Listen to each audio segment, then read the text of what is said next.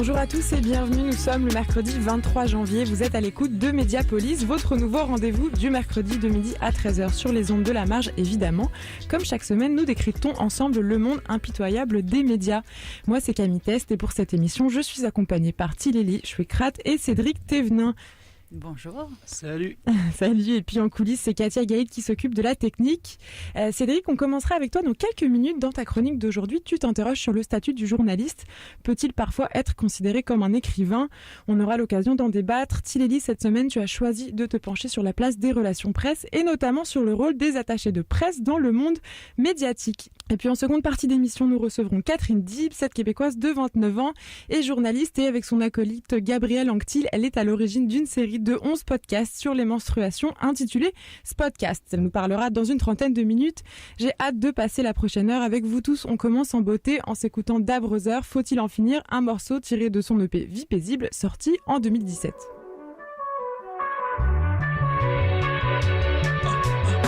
Si je commence pas ce couplet, je le finirai jamais. Je fais des boucles, des cycles, des cercles. M'égare sans arrêt. Kiffe le hip autant que la pop, y'a pas de hic. Renaud, Manolino, Bruno, Patrick, le Sphinx. La musique, des mimiques, des gimmicks dramatiques. Que la technique remplace les envolées lyriques. Non, dilue des milliers de bases de données entre elles. Je coupe, découpe, recoupe, contourne, détourne. Je me sens pousser des ailes, alors je déballe, des balles, remballe, m'emballe dans des dédales sans fin. Encore un énième morceau, où comme d'hab je comprends rien. Faut-il en finir? Faut-il en finir? Faut-il en finir? Ici tout recommence encore et encore. Faut-il en finir? Faut-il en finir? Francis dit que c'est que le début. D'accord, d'accord. Faut-il en finir? Faut-il en finir? Je sais plus, je veux pas, je peux plus, je crois que je perds le nord. Faut-il en finir? Faut-il en finir? Si je commence pas ce couplet, je le finirai jamais. Cette gare est sans arrêt, pas le temps pour ma cigarette, j'admets. Je suis le genre de type parasé que tu vois parader par-ci par-là sur le départ, jamais à l'heure à l'arrivée. Faut dire que je l'aime, mon canapé. Si tu veux qu'on se capte, t'as qu'à passer, dépasser. Je vis des sapés dans une parcelle d'appart, un peu sale. À part ça, j'assume de mater des séries sans avoir le cap. Traîne et rame entre deux trams et trames, sans trouver la trame qui relie les rimes entre elles. Pourtant je produis, provoque, prononce, propose à profusion. Pour moi, pour toi, pour lui, pour elle, poubelle, page blanche et conclusion. Jamais, non, jamais je m'en sortirai. J'ai le cerveau cramé, donne des coups d'épée dans l'eau. Y'a pas de feu sans départ de fumée comme un funambule. Coincé entre deux gratte-ciel, je refuse d'en finir. Des bites à pâle, toutes mes consonnes voyelles. Faut-il en finir? Faut-il en finir? Ici tout recommence encore et encore. Faut-il en finir? Faut-il en finir? Francis dit que c'est que le début. D'accord, d'accord. Faut-il en finir? Faut-il en finir? C'est plus, je veux pas, je peux plus, je crois que je perds le nord. Faut-il en finir? Faut-il en finir?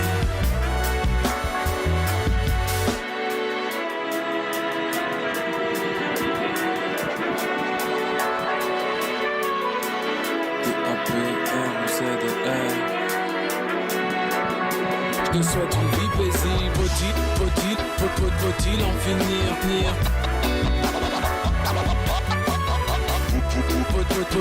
Faut-il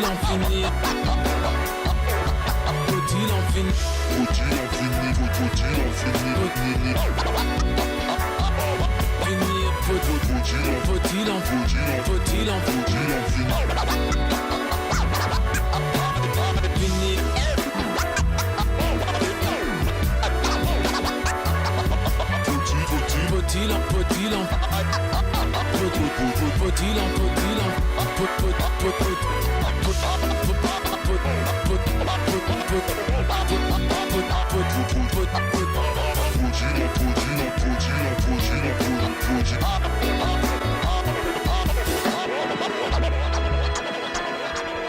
C'était le français Da Brother avec Faut-il en finir ? Bienvenue à vous tous si vous nous rejoignez. Vous êtes encore et toujours à l'écoute de Mediapolis tous les mercredis de midi à 13h sur les ondes de CISM. En studio avec nous pour la première fois Cédric Thévenin. Cédric, cette semaine tu t'es demandé si le journaliste pouvait être considéré comme un écrivain. C'est ça. Alors qu'il travaille pour un journal, un site internet, la radio ou la télé, un journaliste écrit, mais est-il pour autant un écrivain ? Quand il se limite à transmettre une information ou des points de vue de façon claire et concise, non. Dans ce cas, il suit des règles d'écriture tellement nombreuses et contraignantes qu'il est un artisan et pas un artiste. Mais parfois, un journaliste doit décrire une personne, faire vivre un événement, dévoiler les éléments d'une longue enquête, montrer comment des idées abstraites s'incarnent dans des vies bien réelles, bref, raconter des histoires. Et c'est là que les journalistes sont encouragés à devenir des écrivains qui présentent l'actualité de manière créative, qu'ils cherchent même parfois à transmettre des émotions, qu'ils doivent, pour certains genres d'articles, adopter une démarche littéraire, un style, un regard et un jugement personnel.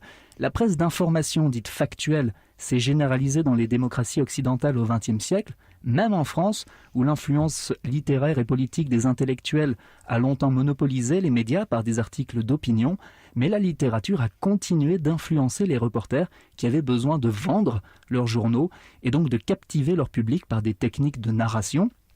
De grands journalistes ont donc continué d'être associés à la littérature. Joseph Kessel, par exemple, est un grand maître du grand reportage. Pour des journaux français, il a couvert la guerre d'Espagne, a voyagé en Palestine, en Afrique, en Birmanie, en Afghanistan. Il a tiré de son expérience de journaliste des romans comme Le Lion ou Témoin parmi les hommes. Ernest Hemingway est un homme de la même envergure. Il a été correspondant de guerre pendant la guerre d'Espagne, par exemple. Il en a tiré le livre Pour qui sonne le glas. Le journalisme d'opinion a aussi continué d'exister malgré le développement de la presse factuelle. Par exemple, le philosophe et écrivain Albert Camus, qui a écrit L'Étranger, a été un journaliste engagé, par exemple en France, pendant l'occupation allemande et en Algérie. La littérature a même fait un grand retour dans les journaux et les magazines des années 60 avec la remise en cause de l'objectivité et le mouvement appelé Nouveau Journalisme.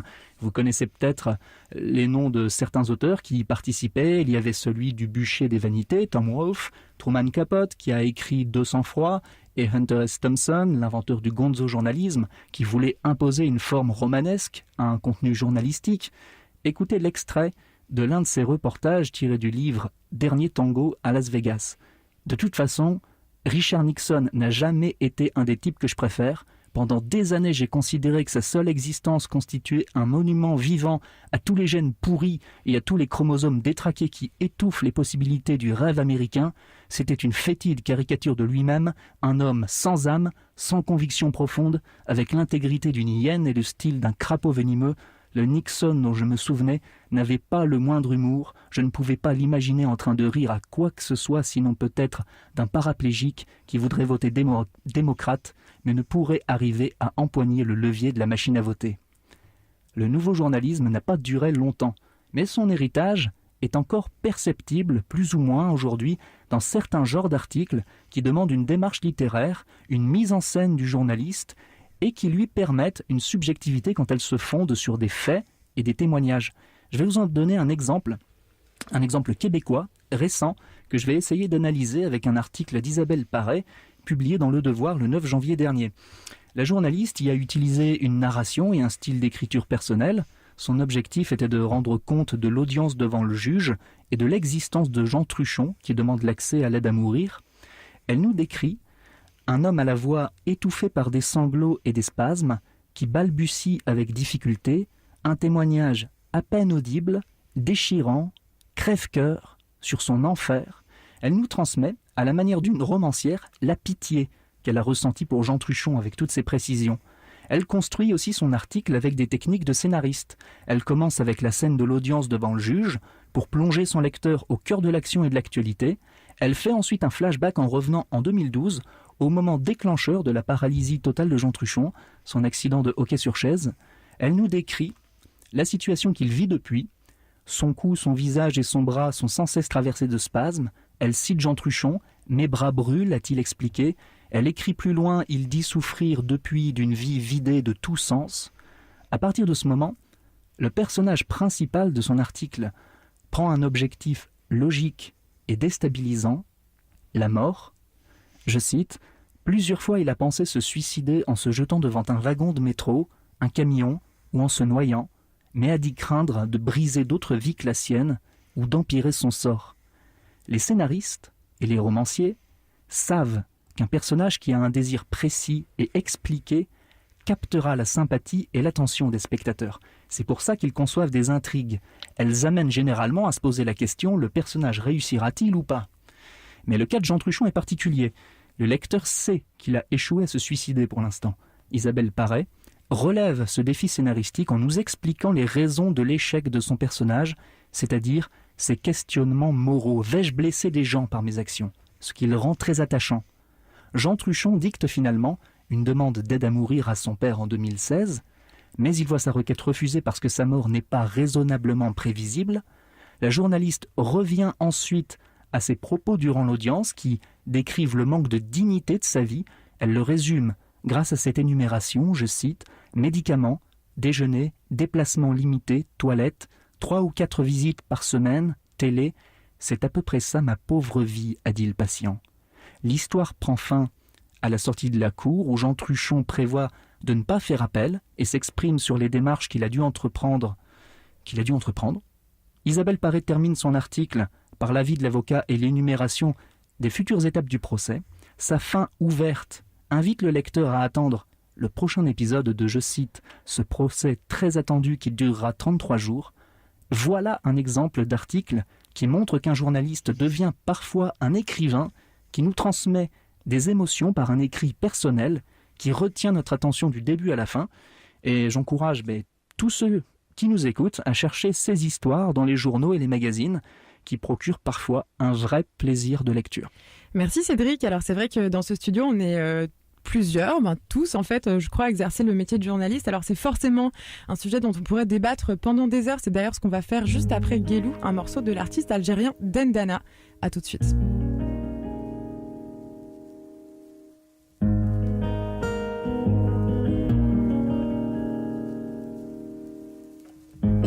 قالوا دنيا هانيها كنا نسعفوا ليهم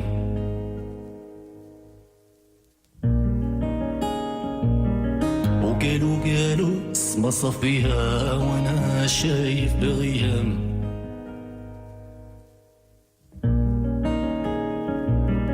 وقالوا القمرة ضويها واحنا طريقنا ظلم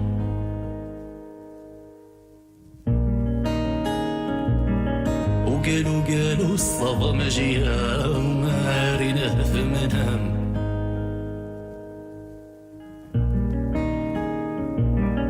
سادي صرنا بنا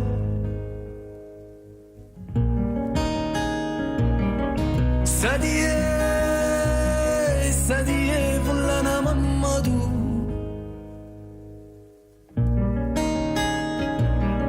سادي بمبركة تونس سادي دايم لنا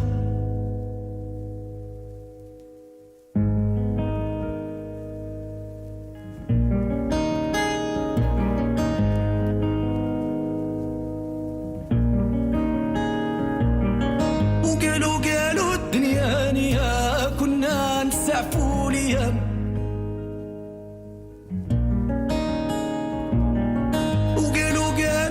ما صفيها وانا شايف الغيام وقالوا القمرة ضوية واحنا طريقنا ظلام وقالوا الصبا مجيها وما ريناها في منام سادي صلانا بنا سادي فلنا محمدو سادي بمبركة تونس سادي تيمو لنا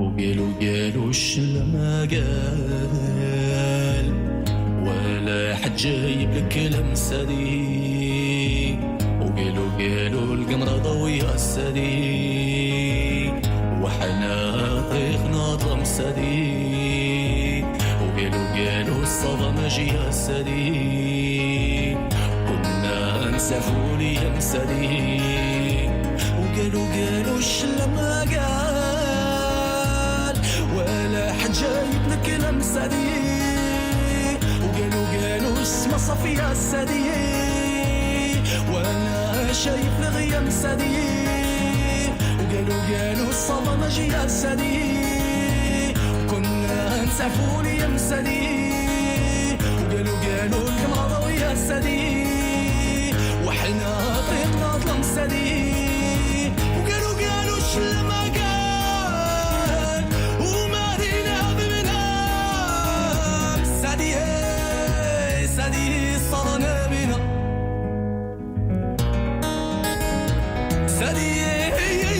سادية فلانة ممدو سادية ببركاتوني وسادية دايم مولانا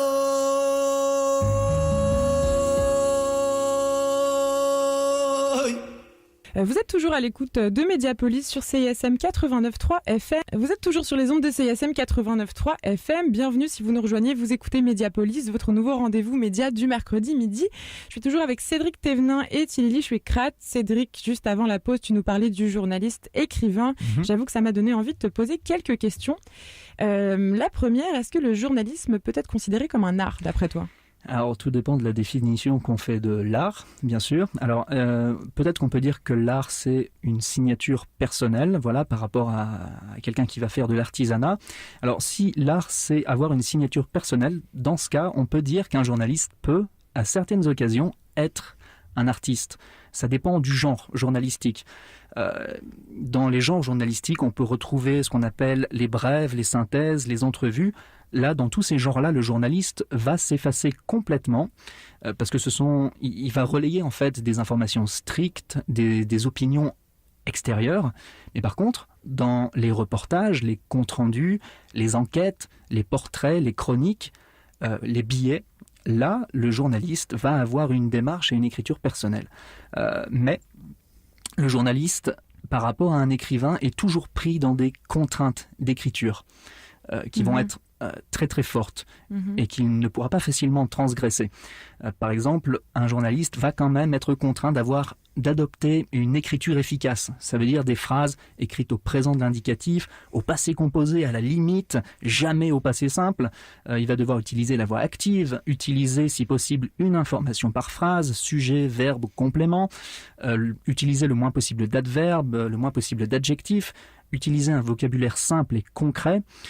Et il ne peut pas non plus décrire les pensées de ces personnages. C'est délicat. Le nouveau journalisme a essayé de le faire, mais là, aujourd'hui, je l'ai jamais vu, moi, dans un article.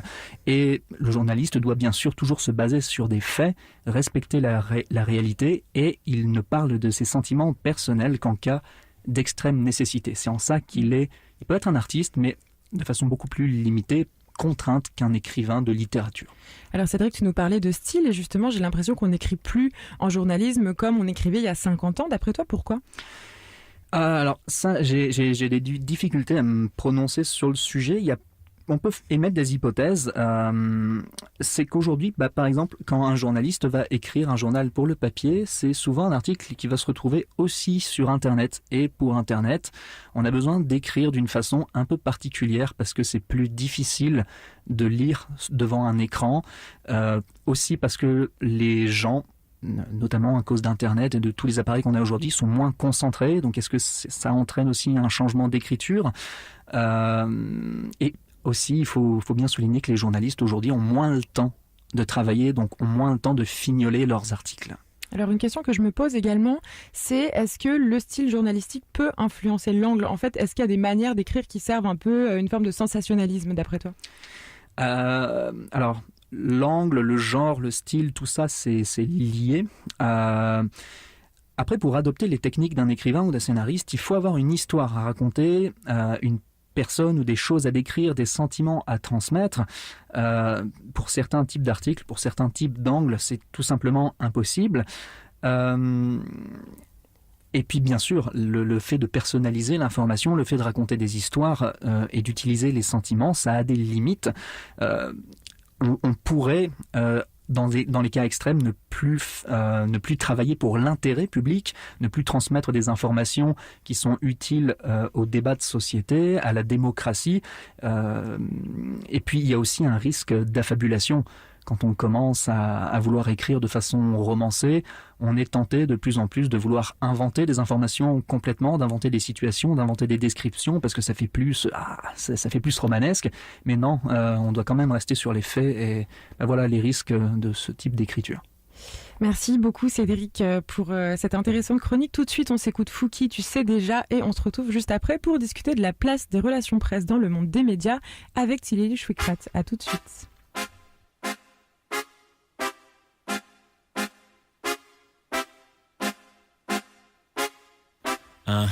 You already know. My man's a vision. One time for the show. Two times for me niggas. Oh yes, and overdose. Beaucoup ça serait pas trop. Parce qu'il faut que ça paye gros. Tant que c'est pas moi qui paye pour. Yeah, tu sais déjà, nigga. All in les deux pis sur le go. Mes chums peuvent taper si faux. Mes boss pour me taper dans le dos. Yeah, tu sais déjà, nigga. On va make it, and on the play with. Ça sur ta playlist, no fuckery, juste des confettis. Moi je fuck with you, tu peux pas fuck with me. Yeah.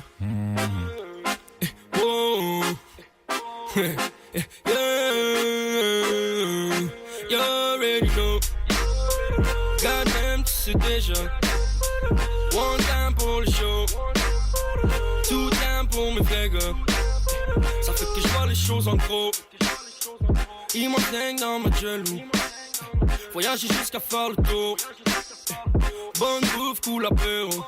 Ooh, everybody knows. Tu peux rapper pour des gros montants, yeah.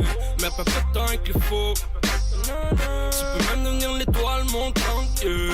Mais tout ça c'est dans la tête. Il fait du bon rap, il faut pas s'en faire. C'est moi que je m'en sac. S'il faut pas fonce, juste pour que ça défonce. Yeah, mais tu sais quand même que je reste là quand je suis stone, yeah. So what?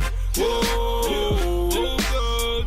Whoa, no love. Whoa, les vrais go. You already know. My man, tu sais déjà. One time pour the show. Two times pour mes niggas. La troisième c'est pour vous autres. Another one pour mes vrais gars. No talking anymore. Goddamn, tu sais déjà. You already know.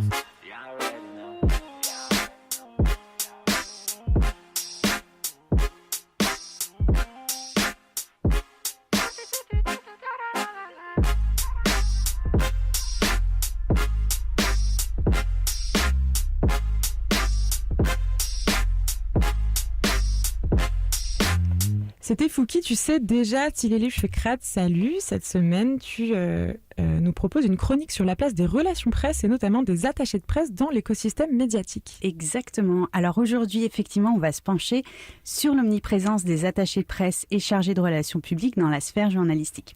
Alors c'est un phénomène qui n'est pas très connu du grand public, mais qu'il est des journalistes parce qu'il imprègne la profession depuis les années 70. Alors, deux chiffres d'abord, 66 à 76%, rien de moins. C'est le pourcentage de nouvelles dans les journaux imprimés québécois qui s'inspirent de communiqués de presse, de conférences de presse et d'autres contenus qui ont été fournis par les relations publiques. Et ça, c'est une étude reprise dans Le Devoir du 10 janvier qui avance ces chiffres. Mais d'abord, qu'est-ce qu'un relationniste ou un attaché presse ? Alors, il n'y a pas de définition type, mais le site Emploi Québec les présente comme des spécialistes qui élaborent des stratégies de promotion, s'occupent de la publicité des événements, entretiennent des relations avec les médias au nom de commerces, de gouvernements et d'autres organisations. Ça, c'est pour la présentation officielle. Pour l'officieuse, je dirais qu'en école de journalisme, on apprend aux étudiants que l'attaché de presse, c'est à la fois le passage obligé, le personnage indispensable qui peut introduire le journaliste auprès de la source directe d'information, mais, et c'est là que ça se complique, c'est aussi celui qu'il faut parfois contourner parce qu'il peut faire barrage, filtrer, fournir une information lissée, normée, voire un discours complètement langue de bois. Alors, l'article paru dans Le Devoir s'appuie sur une étude menée en 2016 par Chantal Francoeur, qui est professeure à l'École des médias et à l'UQAM. Et qu'est-ce que nous apprend cette recherche ? Elle fait écho à une étude qui a été menée en 1988 auprès de 6 médias québécois. On avait Le Devoir, La Presse, Le Journal de Montréal, Le Soleil et Le Nouvelliste. Et à l'époque, 4 chercheurs ont décortiqué les nouvelles produites pendant une journée par ces médias. Et qu'est-ce qu'ils découvrent ? Eh bien que 47% des articles contiennent des éléments issus des relations publiques. Alors 28 ans plus tard, l'étude de Chantal Francoeur porte exactement sur les mêmes médias et ce qu'elle révèle, c'est qu'il y a une augmentation des articles à saveur relations publiques, augmentation, en fait il y a une explosion même, parce qu'on l'a dit tantôt, sur les 214 nouvelles qui ont été étudiées, 66 à 76% reprennent des communiqués ou sont inspirés des relationnistes. C'est énorme. Et oui. Et alors, je tiens quand même à saluer au passage l'autocritique dont fait preuve Le Devoir, parce que l'étude qu'il cite indique qu'en moyenne, 90% de ces nouvelles ont été écrites avec des informations fournies par les relationnistes. Alors attention, il faut quand même nuancer ces chiffres. On précisera que ces articles s'appuient aussi évidemment sur d'autres sources d'informations, mais tout de même, on a plus du quart des articles analysés qui se basent uniquement sur des informations qui viennent des relations publiques. Alors, la recherche de Chantal Francoeur précise aussi qu'on compte aujourd'hui 4 relationnistes pour un journaliste contre 1 relationniste pour un journaliste en 1988. Et cette hausse ne se limite pas, bien sûr, à la belle province. En Angleterre, par exemple, entre 2000 et 2010, le personnel du gouvernement affecté aux relations publiques a augmenté de 500% dans le domaine de la santé. C'est fou. Oui, c'est énorme. Et aux États-Unis, en 2004 déjà, John Stauber et Sheldon Rampton, j'espère que j'ai bien prononcé, évoquaient dans leur ouvrage « L'industrie du mensonge, relations publiques, lobbying et démocratie », ces reportages fournis clés en main par des agences de presse et repris directement et intégralement par les rédactions. Mais alors, pourquoi ce phénomène a pris une telle ampleur ? Alors, il y a plusieurs facteurs. Il y a la course à la nouvelle des rédactions pour traiter l'information en un temps record, la chute du modèle économique des médias traditionnels et la précarisation du métier avec beaucoup de coupes de personnel. En fait, aujourd'hui, il faut produire plus vite, plus d'infos, sur des supports plus variés et avec moins de journalistes. Donc, dans ces conditions, on comprend facilement que la tombée d'un communiqué de presse, ça peut apporter un peu de répit à ces journalistes qui sont pressés par le temps et qui vont être assez heureux de pouvoir consacrer un peu de leur temps à des reportages de fond ou des dossiers d'enquête. Évidemment, la description que je viens de donner est un peu caricaturale. En tout cas, la relation entre les communicants et les journalistes est plus subtile que ça. En fait, Madame Francoeur rappelle qu'on a une gamme d'échanges entre les deux professions, une gamme d'échanges qui est très vaste. Par exemple, il y a des journalistes qui évoquent une nécessaire collaboration, une alliance parfois, ou d'autres parlent d'une interdépendance, d'une méfiance réciproque, voire d'un concubinage qui frise parfois le « je t'aime, moi non plus ». Je pense par exemple à ces journalistes qui sont inondés de communiqués de presse, comme Julien Brault du journal Les Affaires, qui dans une lettre ouverte aux professionnels des relations publiques laisse complètement pointer son exaspération. Il nous dit « De la même manière que je n'ai pas le temps de lire vos courriels sur les pubs de dentifrice, j'ai de moins en moins le temps de lire des communiqués, un outil qui a fait son temps. » À l'inverse, on pourra citer ce journaliste du Nouvelliste interrogé par Chantal Francoeur qui confie qu'aujourd'hui, on court plus après les relationnistes qu'ils courent après nous. C'est notre seule porte d'entrée dans les organisations. Alors, quid de cette omniprésence des relations publiques dans la sphère médiatique? Quelles en sont les conséquences? On pourrait rappeler, comme l'écrivait Gaëtan Tremblay en 1988, que la fonction d'information du relationniste ne peut se dissocier de sa fonction de promotion. Et ça, ça va à l'encontre d'un des principes de base enseignés en école de journalisme, tendre vers la neutralité. Dans ces conditions, on peut donc se questionner sur les répercussions de l'augmentation des attachés de presse sur la production journalistique. Quels sont les effets sur le travail des journalistes ? Peut-on parler d'influence des relations publiques sur leur production ? Et comment les journalistes perçoivent cette augmentation ? Et au-delà, peut-on parler d'une forme d'emprise des relationnistes sur l'opinion publique ? Alors on a posé ces questions à 2 professionnels. Le premier, issu des relations publiques, estime que sans les relationnistes, les médias mourraient parce qu'ils n'ont plus d'argent, donc plus la capacité de faire de grandes nouvelles. Or, la multiplication des plateformes et des médias sociaux nécessite de faire plus de contenu. Donc en gros, les relationnistes tombent à pic. Et quant à savoir si les relations presse influencent les productions des journalistes, sa réponse est laconique, je cite, « pas plus, pas moins qu'avant ». On a posé les mêmes questions à Stéphane Giroux, président de la Fédération professionnelle des journalistes du Québec. Sa réponse est moins nuancée, on s'y attendait, on vous laisse écouter. Ça affaiblit énormément les reportages parce que cette tentative de contrôle permanente du message empêche les journalistes d'avoir les vraies réponses qu'ils recherchent tout le temps.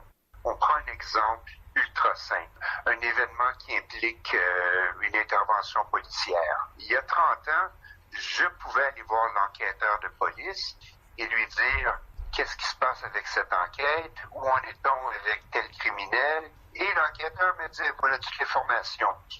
Maintenant, un relationniste parle au nom de la police, il y a les grandes lignes du dossier et il en dit le moins possible. On ne peut plus parler à un dirigeant d'entreprise, on ne peut plus parler à un député ou un ministre sans passer par un relationniste qui va chuchoter les réponses à son employeur. Et je crois qu'au bout du compte, la population, ceux qui lisent les journaux, n'ont jamais toute la vérité. Alors, avant de finir cette chronique, je rappellerai peut-être le personnage d'Édouard Bernet, un des pères fondateurs de l'industrie des relations publiques, accessoirement neveu de Sigmund Freud, et qui a ouvert la voie en 1928 par la publication d'un ouvrage qui a eu beaucoup de succès à l'époque, et au titre un petit peu évocateur, c'était « Propaganda » ou « Comment manipuler l'opinion en démocratie ». Merci Tiléli. Dans quelques instants, nous serons rejoints par Catherine Dib, journaliste. Elle co-réalise un podcast intitulé Podcast qui porte sur les menstruations. Ça sera juste après Nasty Naznavour, de Ditrak et Nicholas Craven.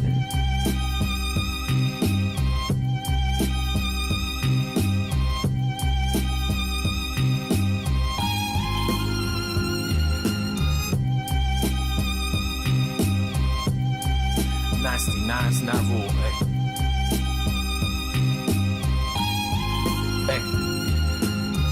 Je pars pour bateau parisien quand je veux faire la scène. Avec mes mots calmes, je peux calmer les mots, je suis pharmacien. Tous ces rapports se ressemblent comme les 101 dalmatiens. Je veux abattre le racisme, je vois pas couleur, je suis daltonien. À bas les frontières, moi j'irai ailleurs. Je vois mon nom en gros sur les flyers, non je veux pas le destin de travailleur. Je suis plus batailleur que Jean, où j'irai corps et âme jusqu'au corbillard. Avec mon thème de voix qu'on dit nasillard.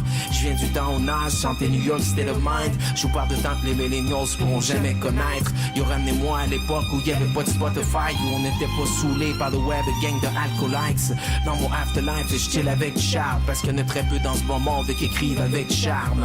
C'est dead en novembre, c'est comme un dimanche. Soit je me place en marge de la société avec mon encre. J'ai pas la voix de Céline Dion, mais je sais bien que l'écriture c'est ma corde qui m'amènera à l'arc de triomphe. J'embarque dans mon monde puis mon vibe. Je m'imagine faire le bohème dans un café du Montmartre avec mon Mac. Même si après ma mort mes métaphores on étudie, je sais que l'éternité appartient juste à Jésus-Christ puis juste César. Je pense à toutes ces personnes oubliées qui ont eu le destin de s'y rendre de souliers ou d'un ouvrier. Je pense à ceux qui se font sentir par leur absence, aux peintres qui se sont noyés dans l'absinthe parce qu'on n'a pas pu vendre une seule toile de leur existence. Ben avant la crise du pétrole, on vivait déjà une panne de sens. Je pense à l'inoubliable formidable, l'année 93, Vincent D'Anfos avec les Habs. Hier encore, j'avais 20 ans, j'étais fringant. Dans mon regard, tu pouvais voir des airs de printemps. À l'époque, c'était Pelé de Nike qui dit à adorant. Je faisais des cyphers avec mes amis dans l'agora, en train de rhymer puis de s'inventer des personnages. Comme mon linge trop lousse, je m'imaginais extra large. J'aimerais faire hommage aux artistes qui m'ont marqué. Ça va du jazz, du folk, jusqu'au rap, que ce soit du anglophone, hispanophone ou du francophone, ou le son que ma grand-mère nous bumpait hard dans son gramophone. J'espère un jour aller voir du pays, de voir la tristesse de Venise, d'aller en Arménie. Mes influences vont de Charles Aznavour jusqu'à Nassau, et moi Nasty Aznavour. Hey. Je suis particulièrement ravi aujourd'hui d'avoir le privilège de présenter Charles Aznavour. Les 3 meilleurs artistes de musique ever, c'est Jimi Hendrix, Charles Aznavour, Ghostface Killah. That's it.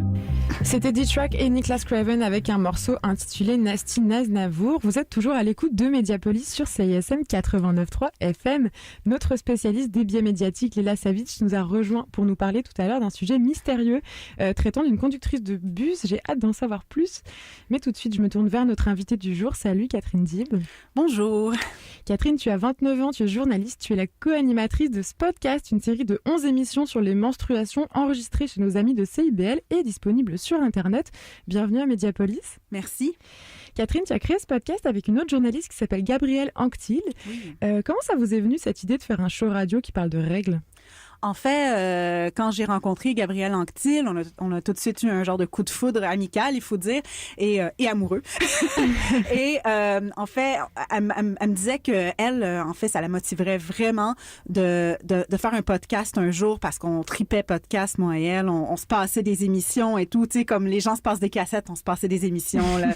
Et un jour, elle m'a parlé du fait que, en fait, elle aimerait vraiment ça, parler de règles, puis que c'est vraiment un sujet riche. Puis j'ai dit, ah ouais, ben moi j'embarque. Et en fait, on attendait un peu le moment où ça pourrait se réaliser. Et il y avait eu cette opportunité avec CIBL où est-ce qu'ils cherchaient des émissions. On a fait une proposition de projet, puis ça nous a donné un peu le coup de pied dans le derrière pour finalement la produire parce que ça faisait à peu près 1 an et demi que ça mijotait. Moi, ce qui m'a surprise, c'est vraiment l'incroyable diversité des sujets que vous êtes capable d'aborder. Donc, il y a la question de la ménopause, il y a la technologie, la spiritualité, la lune, les plantes, le sport. J'ai vraiment l'impression que vous avez comme ouvert une espèce de boîte de Pandore. Ah ouais, et ça finit pas. On se dit qu'il y a encore d'autres émissions à faire, en fait, tellement c'est un sujet riche. Le truc avec les menstruations, c'est que chaque personne a une histoire à raconter. Hein. C'est ça aussi qui nous a surprise, c'est que dès qu'on disait on fait une émission sur les menstruations, ah ben moi j'ai une anecdote, tatati tatata. Je suis certaine que vous autres, les filles, vous en avez déjà en tête. Ça, c'est clair.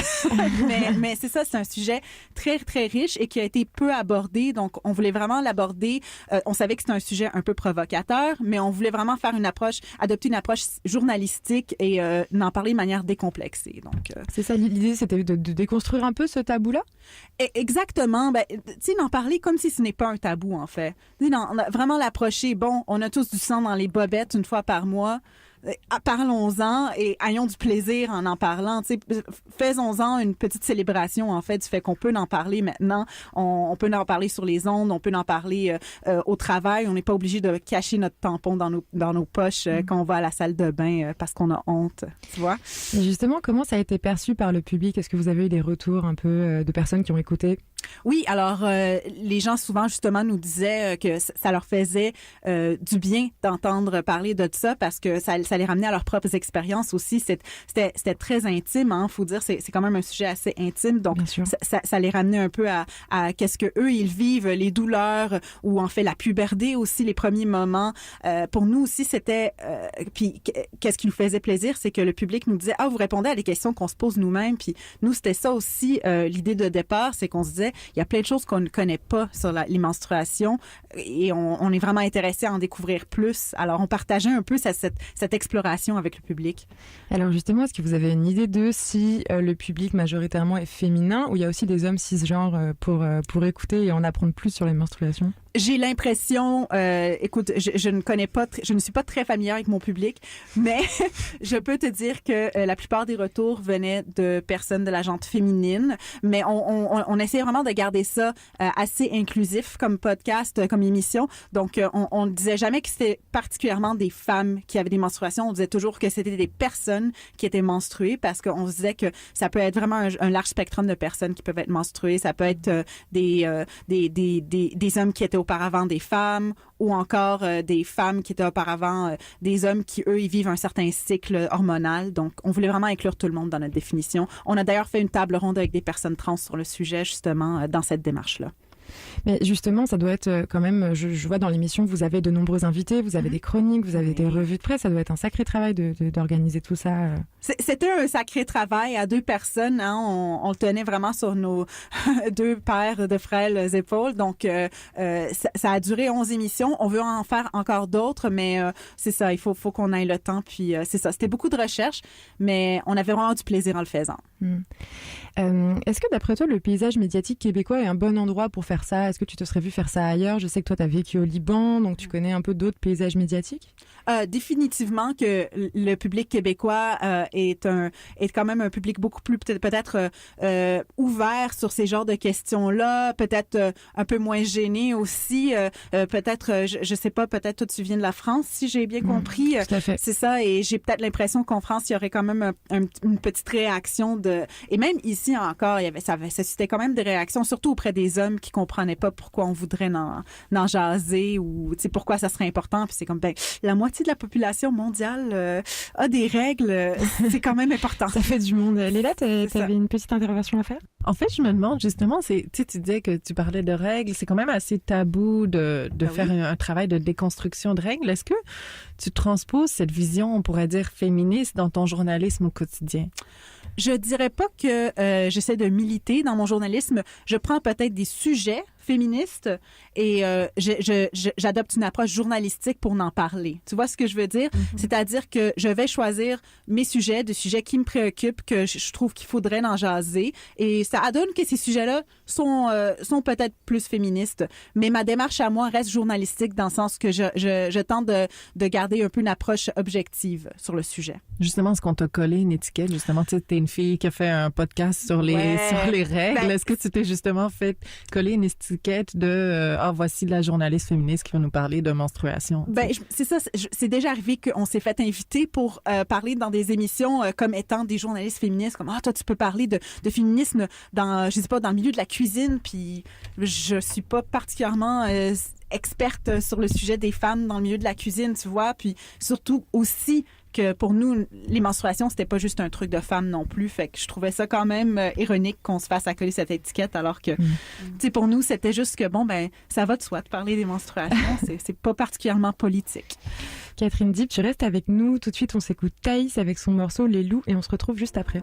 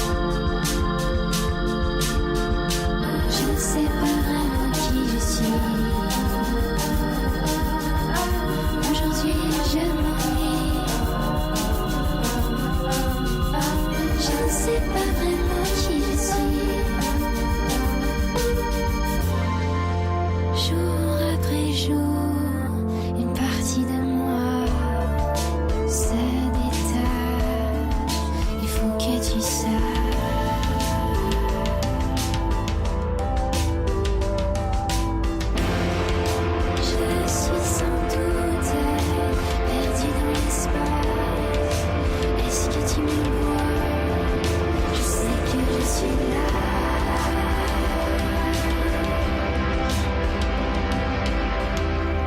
C'était Les Loups par Thaïs. On est toujours avec Catherine Dib, co-créatrice de ce podcast, un podcast sur les menstruations.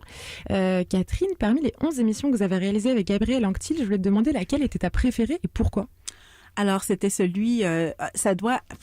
à égalité, celui sur la nature et celui sur le sport, parce que je trouve que c'est des sujets dans les deux cas où est-ce qu'on a pu vraiment étonner, où on s'est étonné nous-mêmes, en fait, par la diversité avec laquelle on a pu parler des menstruations. Autant, par exemple, l'épisode de nature, on a parlé d'herboristerie, de cycle lunaire. Tu sais, c'était un peu notre épisode grano, disons. Et pour le sport, tu sais, on a fait un épisode où est-ce qu'on parlait de cycloféminisme et comment elle vivait justement ses périples en bicycle en ayant des règles dans des endroits où est-ce qu'il y a vraiment pas d'accès à des ressources. Donc ça, je trouvais ça fascinant moi-même. J'ai tellement eu de plaisir à aller approcher ces intervenants et intervenantes. C'était une belle aventure.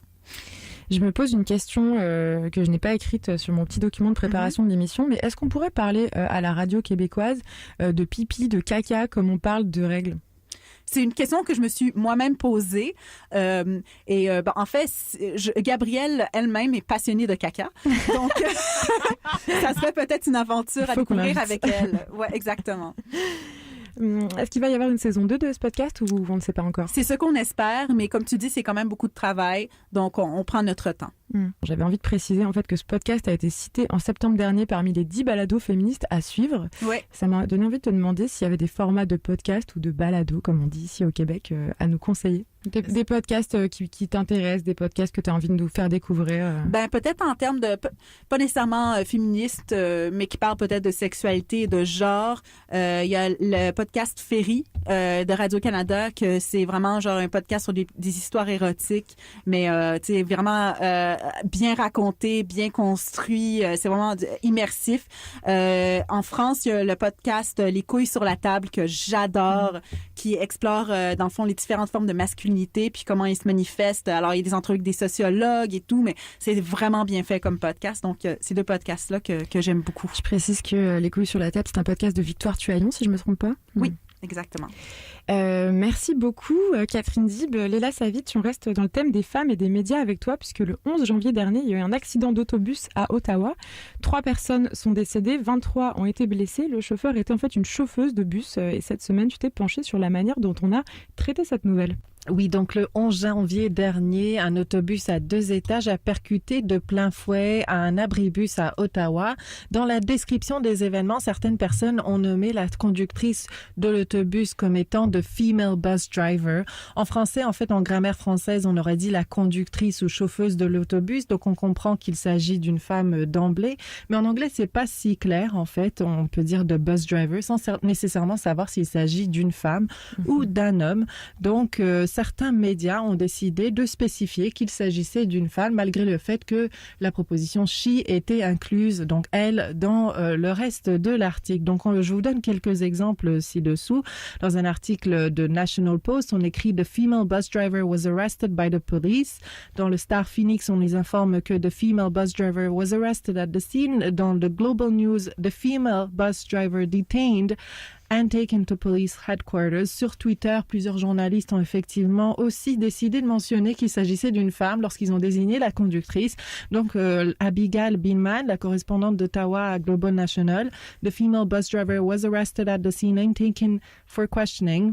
Le journaliste indépendant d'Ottawa, Charlie Sénac, New details of the female bus driver emerge.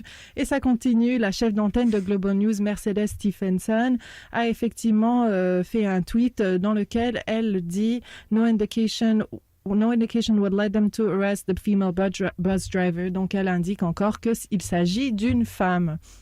Alors sur ce, le journaliste montréalais Sean Dern a publié un commentaire sur son feed d'actualité Twitter et sa page Facebook en disant qu'il s'agit bel et bien d'un biais. Donc il dit pourquoi est-ce important pour nous en tant que journalistes de spécifier qu'il s'agit d'une femme alors que she serait assez pour nous dire que c'est une femme. On n'a pas besoin de dire ça. Et il dit parallèlement que ça, c'est pas comme si on aurait écrit « The male bus driver was arrested by the Ottawa police ». Donc pour lui, il s'agit effectivement d'un biais médiatique. Toi, Léla, tu as discuté avec une journaliste qui avait utilisé le terme female bus driver dans un post sur Twitter pour décrire l'événement. Qu'est-ce qu'elle t'a dit? Justement, alors Mercedes Stephenson, qui est la chef d'antenne de Global News, dont je citais le tweet tantôt, en fait, je lui ai demandé pourquoi est-ce que c'était important pour elle de spécifier qu'il s'agissait d'une femme ou d'utiliser female pour décrire la conductrice. Elle m'a dit que, en fait, elle tweetait en direct lors d'une conférence de presse de la police d'Ottawa, et c'était les seules informations qu'elle avait sur la chauffeuse. Donc, pour elle, c'était ça va de soi. Et elle dit qu'elle aurait même écrit The Male Bus Driver si c'est qu'est-ce que le chef de police aurait dit à l'époque, je veux dire, durant la conférence de presse.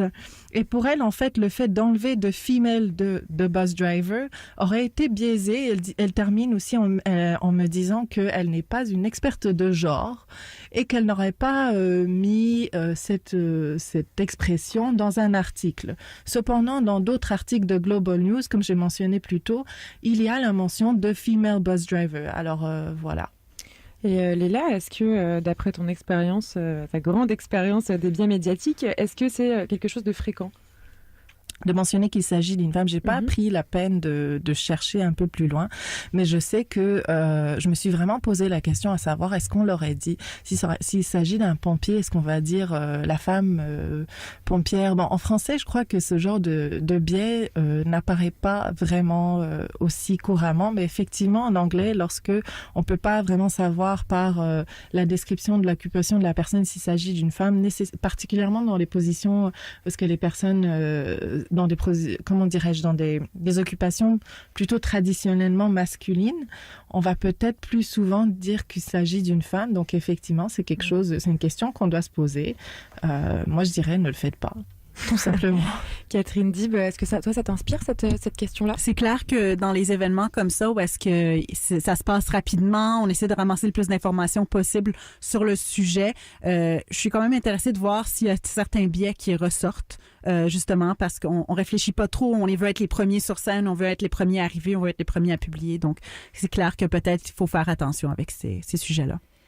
Merci Léla Savitch et merci infiniment Catherine Dib d'avoir été avec nous pour écouter ce podcast. Donc ça se passe sur Mixcloud et sur spotcast.media. Merci à tous nos chroniqueurs et chroniqueuses d'aujourd'hui. Pour terminer cette émission, on s'écoute Blue Jean Blues avec J'ai mangé trop de patates frites, un titre pour le moins évocateur. Quant à nous, on se retrouve mercredi prochain de midi à 13h sur les ondes de CISM. D'ici là, pour écouter l'émission, ça se passe en balado-diffusion sur le site de CISM 89.3 FM, sur iTunes, Google Play, sur la page Facebook de Mediapolis et même sur YouTube. Merci à tous d'avoir été avec nous. Comme d'habitude, je voudrais préciser que notre jingle a été réalisé par Yuri Nabad. Notre identité visuelle est un travail de Pauline Rochette et en coulisses, c'est Katia Gaïd à la technique. On vous embrasse. J'ai mangé trop de patates frites. J'ai vu le fond du cornet. Tout est arrivé si vite. Et maintenant j'ai des regrets. Quand mon corps m'envoie des signes, je ne l'écoute jamais. La peau comme un élastique, un grand écart de lendemain. J'ai mangé trop de patates frites. Trop de patates frites.